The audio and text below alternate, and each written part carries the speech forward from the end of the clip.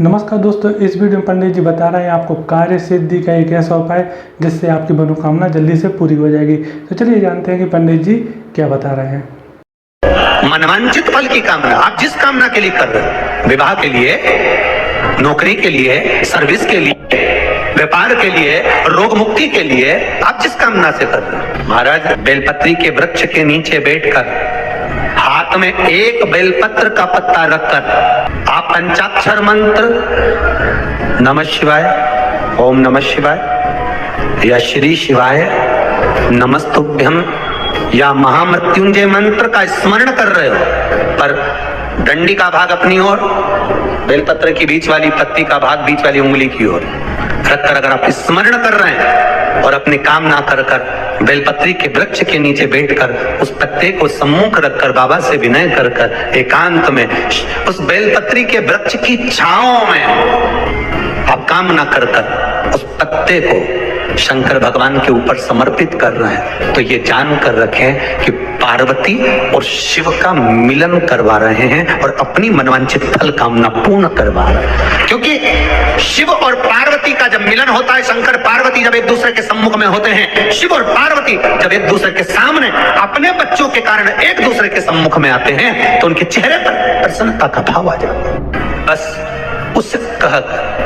कभी सोमवार का दिन हो, क्योंकि शंकर जी को सोम प्रिय है, शिव जी को प्रिय है।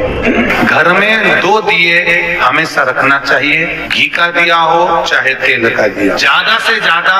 दियों को बदलना नहीं चाहिए। जैसे मालूम पड़े आज ये वाला दिया लगा दिया, फिर 15 दिन चला उसको फेंक दिया, दूसरा दिया लगा दिया। शास्त्र कहता है, शिव महापुराण कहती है, जिसके घर में दिया एक लेता है और वही दिए में निरंतर बत्ती लगती रहती है, तो उसके घर में संपदा की वृद्धि होती रहती है। दिया ज्यादा नहीं बदलना। सोमवार की सोमवार शाम के समय अगर बेलपत्र के पेड़ के नीचे घी का दिया लगाकर आए, 5 सोमवार लगाकर आइए, अपने आप लक्ष्मी में बरकत बनना चालू हो जाती है, संपदा बढ़ना चालू हो जाती है। कोई विशेष परीक्षा है आप चाहते हो कि इस परीक्षा में मैं पास हो जाऊं,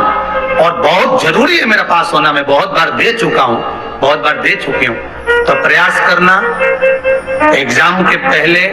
कोई सोमवार पड़े, त्रिपुरा सुंदरी माता का नाम लेकर उत्तर की ओर मुख कर कर गन्ने का रस, शुगर का रस, गन्ने का रस, ईख का रस लेकर दोनों हाथों में कलश में भरकर नाम और गोत्र आपका बोलकर मन की कामना कर कर, जैसे कांवड़ शिव जी को चढ़ाते हैं दोनों हाथ से, उसी तरह वो गन्ने का रस से शंकर जी का अभिषेक त्रिपुरा सुंदरी के भाव से कर दीजिए महाराज। ऐसा कोई एग्जाम नहीं होगा जिसमें आप पास नहीं हो सकते, निकल ही जाओ, निकल ही जाओ। त्रिपुरा सुंदरी माता का स्मरण, मात्र स्मरण सुख का देगा। जिसका विवेक कमजोर हो, बुद्धि कमजोर हो, महाराज एकांत में रहना पसंद करते हो, बोलना पसंद नहीं, हंसना पसंद नहीं, किसी में मिलना पसंद नहीं, एकांत का वासा ही ज्यादा पसंद हो। कई बहुएं कई बेटे ऐसे होते हैं जिनको अपने अपना स्वार्थ, दूसरे से परिवार में किसी से मतलब ही नहीं रह पाता,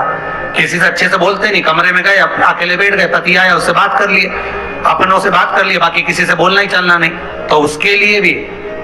गन्ने का जो रस होता है महाराज, गन्ने का जो रस होता है, उस रस में सफेद तिल्ली को पीस कर जो व्यक्ति का स्वभाव अपने को सुधारना है, सब में मिलनसान करना है, तो शंकर भगवान के शिवलिंग के बीच में जो अशोक सुंदरी का स्थान होता है, वहां पर उस जल को चढ़ा दिया जाता है, उस रस को समर्पित करा जाता है। एक कार्य और है महाराज, कोई फैक्ट्री, कोई दुकान, कोई व्यापार, कोई व्यवसाय या कोई ऐसी जगह जहां आपको फल ही नहीं रही है, आप बड़े दुखी हो गए यहाँ आए जब से, या इस मकान में रह रहे हो तब से, तो एक कटोरे में जो ईख होता है, गन्ना होता है, उसको छील कर उसके 11 टुकड़े, 11 बेलपत्र, 11 शमी पत्र घर के किसी भी स्थान पर रख दीजिए,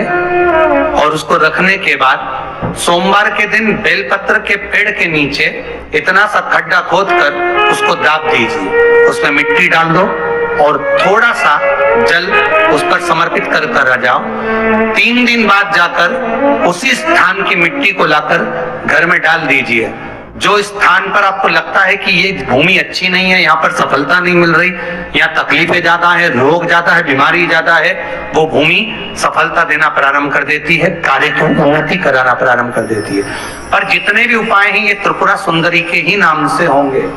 एक कलश जल जल जल, एक कलश जल, एक बेलपत्र। कभी कोई विशेष कार्य है, अटक रहा है, बहुत दिन से लगे हो, नहीं हो रहा, एक कलश जल, एक बेलपत्र। शिव मंदिर में जब बेलपत्र लेकर जाएं, बेलपत्र रखी सीधे हाथ में, उसके ऊपर रख लिया कलश, उसमें जल भरा हुआ हो, अपनी कामना कर कर मंदिर में पहुंचकर कलश को उल्टे हाथ में लेकर बेलपत्र को पहले अशोक सुंदरी वाली जगह पर, ये डंडी का जो भाग है जहां से पानी बहता है, अशोक सुंदरी की जो जगह होती है, और ये पत्ती उस जगह पर उसको रख दें, अशोक सुंदरी वाली जगह पर। और